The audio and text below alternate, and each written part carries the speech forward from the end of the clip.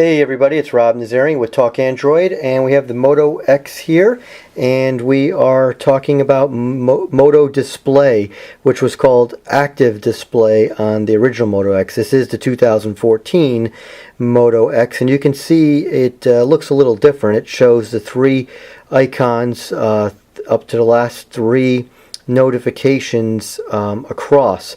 Now, one of the biggest changes is that you can actually look at three of these notifications to get information about them without turning on your phone. Last year you could only see one of them, the last notification that arrived, and that was it. But you would be able to see that other notifications did come. You just wouldn't be able to read that information. You'd have to turn on the phone. So now, this also isn't a completely final product from what I can tell based on what they showed us in Chicago, and I'll show you what I mean here. Now, if I go ahead and tap on one of them, I can see right away that I have a couple emails here, and I have another Gmail account, and I have a couple emails as well there that I can look at. If there's only one, I can basically read the email, but if there's multiple ones, then I can only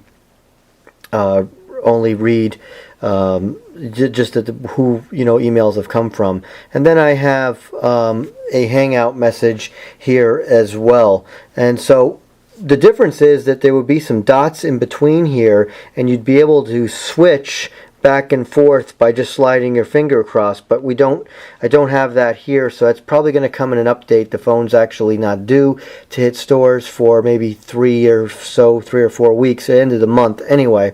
So so that's the issue. So if I tap on one of them, though, I can, just like last year, slide it up and then open directly to that app, and that's that. Now, if you want to test or if you want to do any change of any settings, it resides in the Moto app that you'll find in your app drawer, where everything else resides. Well, say everything else, I mean the Moto proprietary stuff like Moto Voice, Assist, Actions, and Moto Display, and that's right here.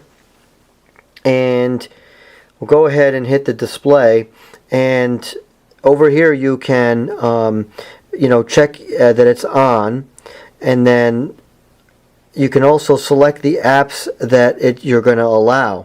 So you can uncheck, of course some of these things you're not going to get too many notifications, but there's Antutu benchmark. But you can go ahead and select things that you want or don't want on it. So that makes things simpler. So that's pretty much most of the things that you will you'll change in the settings. And then of course hide notification details when using any screen lock. So that means you're trying to keep things secure and you don't want others to see that information.